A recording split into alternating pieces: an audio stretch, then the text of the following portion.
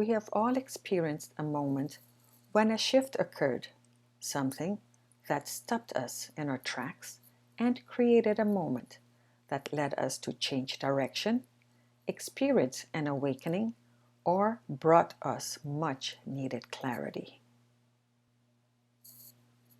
Tell me a story or empowering and impactful stories that changed everything. Join our host, Karina Felix, as she creates space for you to tell your story.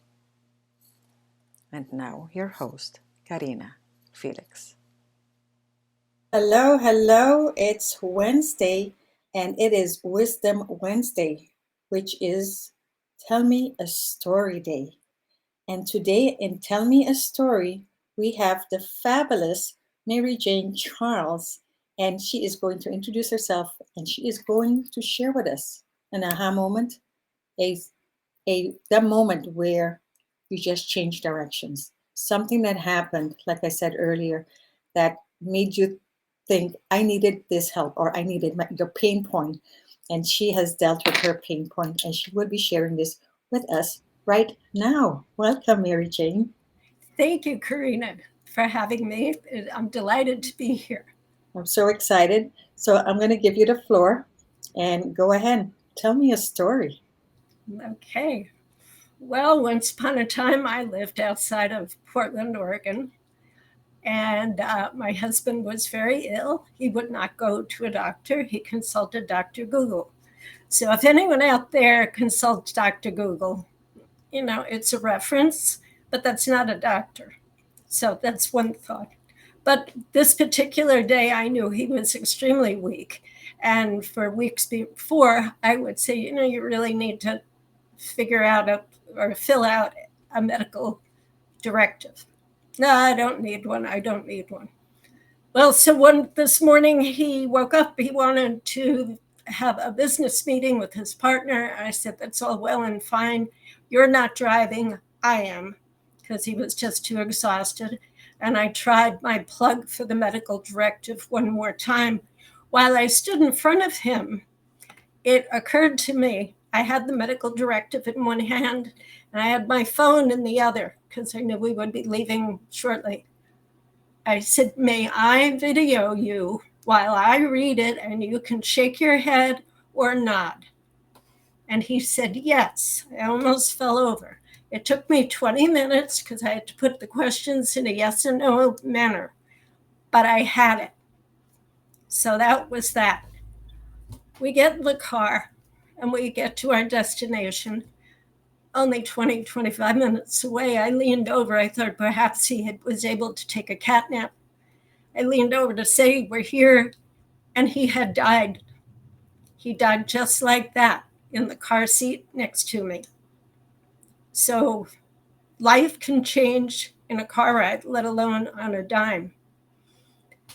The man in the next car space said, you're having troubles, I'll call 911. I did not know him, and I never saw him again.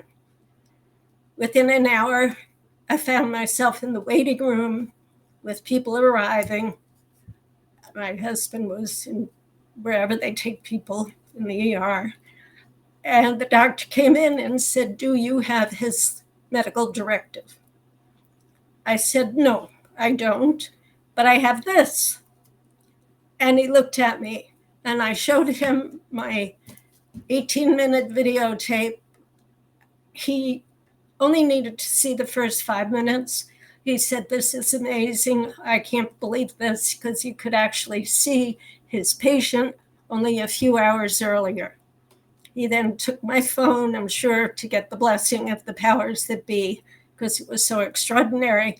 And he came back and told me he had his marching orders. And that was that. He was able to understand, see, and verify the patient's wishes. So if you do nothing else today, please fill out a medical directive. They're free. They're online for every state. They're not intended to be a secret. You never know when you might need this. This is something that the EMTs look for upon arrival, any first responder.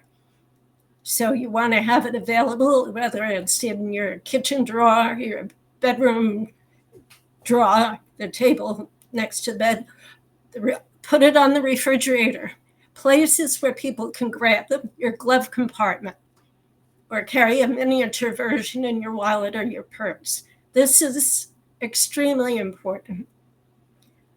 So we continued.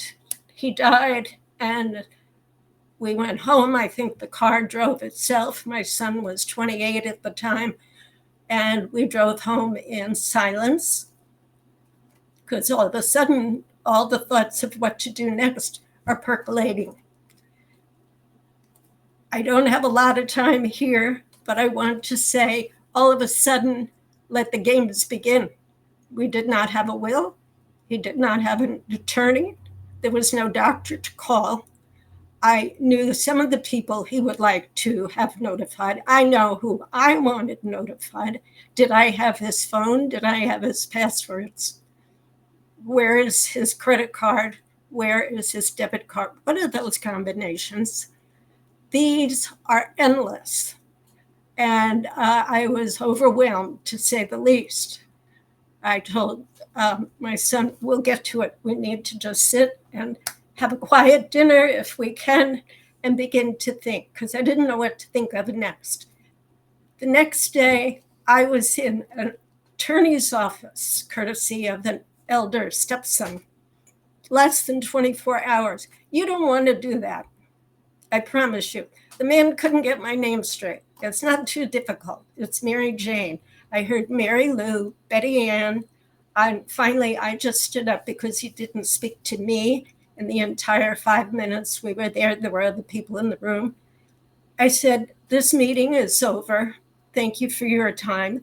They were all flabbergasted. I said, I will get back to you. And I told my stepson on the way home, I will find my own attorney, and it will be after the funeral, which is next week. Take hold of the situation. Don't sit there and wait for someone else to do it.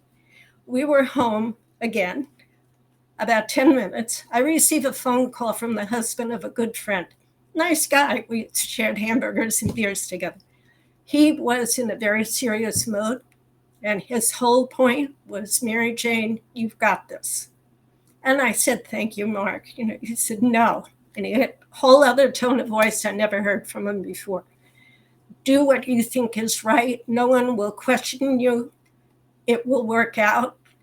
I'm telling you, I still get wobbly. It was the kindest thing anyone could have done for me. I was okay. I was going to be okay. And that's when you sit back, take a deep breath, have a glass of wine, surround yourself with your best of best friends. They will take care of the next layer. You do not need to be hostess. You do not need to be the excellent person on the block that particular day. You do not need to be the career person who is handling all of the above and being gracious. Forget that. Be yourself. Those who know you will always know you and love you. Call in your troops. I called my old parish. I called the lady who used to sing in the choir all the time. I said, Roseanne, this is what's occurred. She took the ball and ran with it. The next question I got was, do you want ham or turkey? She enabled all the little church ladies to pick the songs, get the flowers, run the reception, speak with the priest. I mean, it's a huge portion of your yellow pad if you sit down and try to do this by yourself. Call in that kind of person and get that layer off your plate. So it went on like this. I looked at that table. My dining room table looked like a war room. I realized all the different piles were chapters. And that's when I started my book. And it was not intended to be sad. It was a call to action, predominantly for women, because we kind of find ourselves in these places that no man ever treads, no pun intended. But it was happening. So I put that in the back of my head. The book started the week after he died. And I had a first draft rather, done by Memorial Day weekend. You just pick up one day at a time. Each day presents itself. I went attorney shopping in week 2. You don't want to do that. Make friends with an attorney, preferably a probate attorney, because you have no holding in the world if there's no executor. You need another document to appoint you as the personal representative for the estate of. Skip all this and do it ahead of time. Write down your detailed instructions. That's why my book is called Last Wishes. No, my book is Surviving the Business of Dying, Why Final Papers Matter. At the same time, I have Last Wishes and Support, which was an evolution of the books. I now have classes to help people fill in the blanks. It's a yellow workbook. Why? Because you can find it. It's 8.5 by 11, and it is yellow, so you can find it. It's simple answering a question with a blank page on the opposite side, so you can answer your questions. Anyone over 18 should have one of these, just like a medical directive.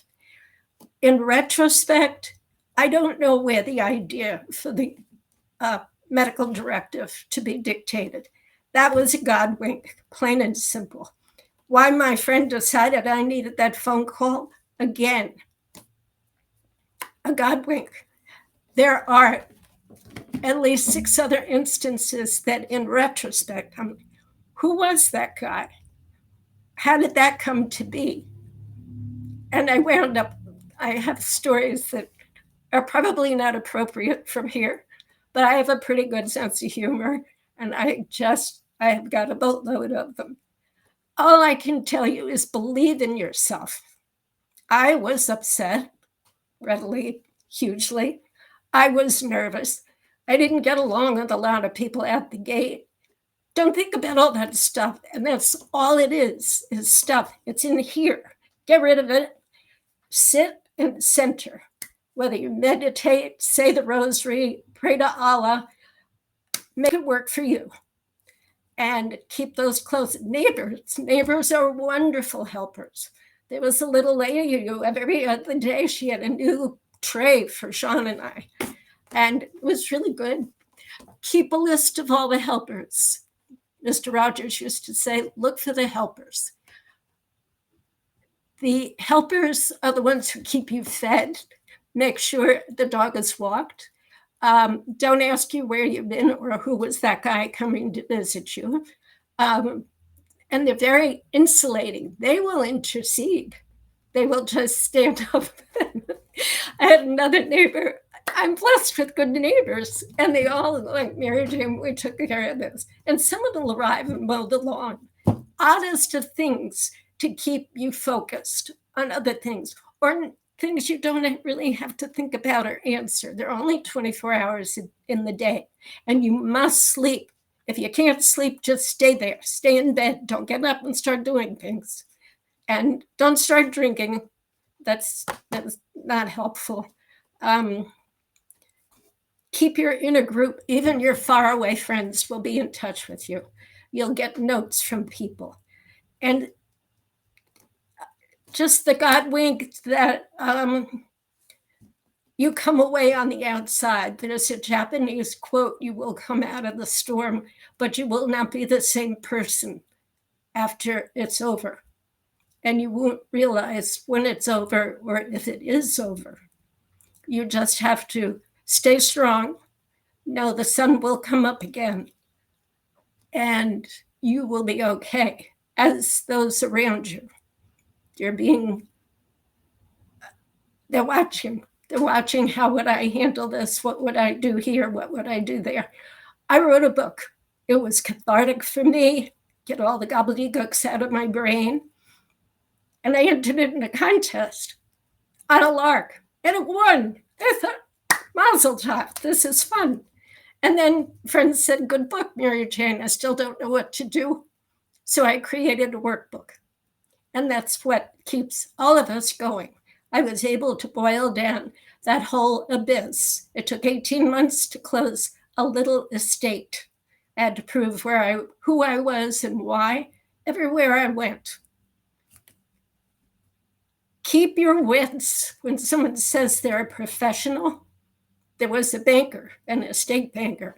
Mary Jane, why don't we invest your money now? I said, what money? Well, your portion of the estate. I was appalled. I knew this man, and I was shocked. I said, I don't have any money. The money is the estate money. I'm not touching a thing until a judge says that it can be dispersed. I don't know my share, as you call it. Basically, he wanted my business going forward. Well, to say the least, that didn't happen. And when the funds were dispersed, I made it checks to everybody who was standing in line, because they will be. And my portion was withdrawn. He personally called me, this big shot banker. Well, is there a problem? I wondered if. I said, actually, yes. And I told him. He stepped in it. I said, I don't care what you do or how long you've done it, but that, you were out. He was livid. I thanked him, and that was the end of that bank and him. So keep your wits. If it doesn't sound or feel right, don't do it. Don't do it. Let everybody wait, no matter how long they have to wait. That's tough. That's in your hands. So stay in charge. Keep in touch. Keep your feet on the floor. Call best buddies and have a good cry or a good laugh or a good swear session. Anything that keeps you on the straight and narrow. I have another story. I have to look at my note. The church ladies, but the attorneys. I hired 3, and 2 of them were women. And interestingly, you want to do this ahead of time, simply because when you don't need them. All 3 people knew I needed them, and it sounded good to have another client, of course.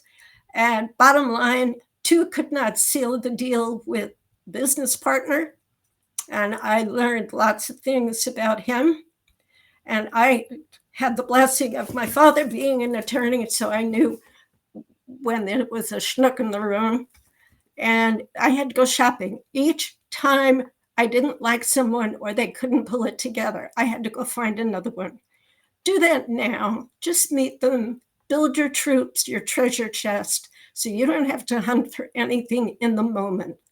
It's almost inhumane. You can just put check marks next to them in your workbook and know everything is safe and sound. In the moment, when life explodes and throws 5 curveballs in succession, you've got your yellow workbook, and your first lieutenant will know of that. That term is explained and well used in the workbook. I thank you for your time, and I hope this has been of value to anyone out there. All the gobbledygook I went through, you don't have to. Just write down your personal, detailed instructions. Thank you.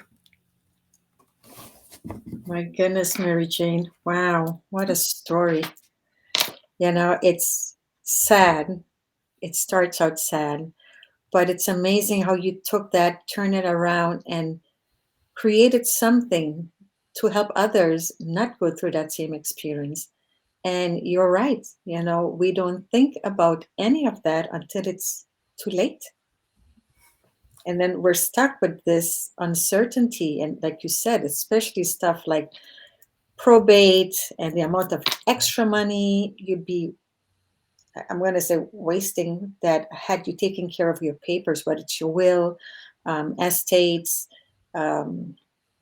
Even every now and then, even me, I'm like, yo, Karina, you got to get your stuff together because, it's just amazing, right? Well, it's mind blowing when I, look at the book. I'm revising it, and there's still more to put in. And as people use the book, I tried to cover lots of things for lots of people, but we have so many traditions and we have so many backgrounds. But at the very least, it'll be the thought prompter. And there are no wrong answers. It's not a test. It's a conglomeration of your everyday life and what you do so that somebody can, perhaps, God forbid, walk in your footsteps. And there need not be a horrific circumstance. We hear people falling in the bathroom, God forbid, or in the driveway. If you cannot speak for yourself, then they need to know your passwords or what branch you bank, where you bank, and with whom to speak. We still need a human being in front of us, even with the best laid plans of wise men. You still need a contact that it's for everybody at any time. You know, I personally just went through this about a year and a half ago. I went home to Aruba for Christmas, and my dad got extremely sick. And we actually thought he was going, we were going to lose him. He was, rushed to the hospital twice, and they literally told us, his last days, and you go through the ritual, all the usual stuff. And at that moment, we were like, what about his bank account? What about the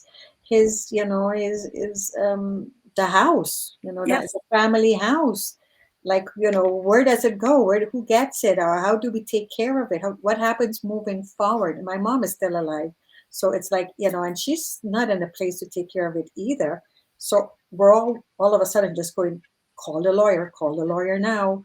And we have to get a lawyer before he loses any sense of reality, because then he's not, Absolutely. which is another thing. You can't wait till last minute. No. So between the two of them, and they're both 90 years old, they were doing pretty good, but they're still 90 years old. And so we brought in the lawyer, and she had to come to the house because he was too weak to Yep. leave. And we were able to get at least the house in taken care of, as well as who gets power of attorney. Someone have to make decisions when they can't do that anymore. So it was just a lot of little things that we waited till the last minute. Thank you. He did not pass. He's still here with us. Thank you very much. Actually turned 91 and got it going into his 92nd birthday. But at least with that taken care of, you could rest. Yes. It's a huge relief. And the peace of mind that is bestowed upon the family because you took the effort, you made the effort, and you had the forethought. Let me just put all my pieces together. I mean, nobody wants IKEA after somebody dies with all the pieces and no directions, or You the know, directions. Or I like when you said, in a previous conversation that we had, is when someone passes or something tragic happens, at that moment, you just need time to heal and time to mourn. You don't want to be running around worrying about all this other stuff. yes, And when you spend all your time doing this stuff, getting all the legalities and documents, you don't have time to just mourn and heal and just be in the space. So, so this is a great, what you're offering here is so valuable and vital that we should all have taken care of now. And it doesn't even matter age. It goes in any age. Like, this is you true. never know. Especially after COVID. I mean, that dreaded disease, and it's still out there, but we know that hit people of any age.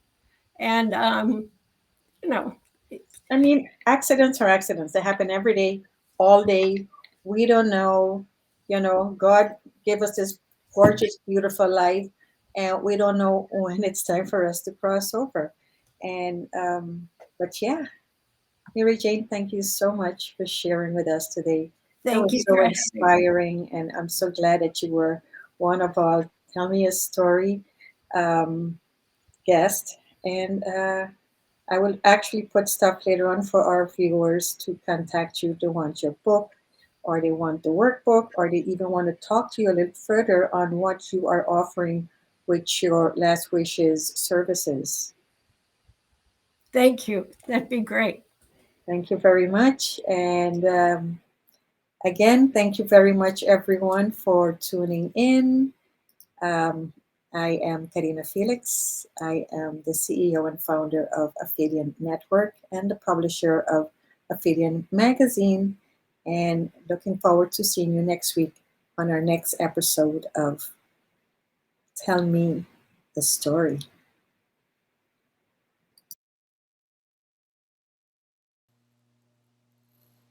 Thank you for watching Tell Me a Story.